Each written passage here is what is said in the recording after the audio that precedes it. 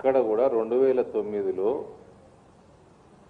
Statement ఇచ్చి వెనక్కి తీసుకొని భగ్గుమన్న తెలంగాణలో వందల మంది 9 నుంచి 14 మధ్యలో చనిపోయినరు. 2009లోనే ఇచ్చేయాలా?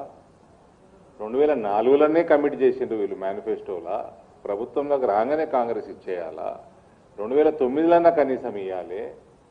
రాజశేఖర రెడ్డి చనిపోయినాకన్నా గమన ఇచ్చేస్తే అయిపోతుండే. దానికి తోడు ఒక స్టేట్మెంట్ ఇచ్చి రిటర్న్ తీసుకొని ఇంకా దానివల్ల బగ్గుమని వందల మంది చనిపోయినరు. ఇదంతా అనవసరము అన్నది ప్రక్రియని తప్పుపట్టిండు ఎంపీ.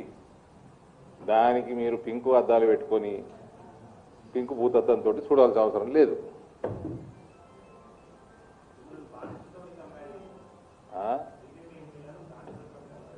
ఎవరికి? భారతమాతకి బానిసలం. ఓకే, లిక్కర్కి బానిసలం కాదు, అలా అయ్యే లెక్క ఆమె లెక్క.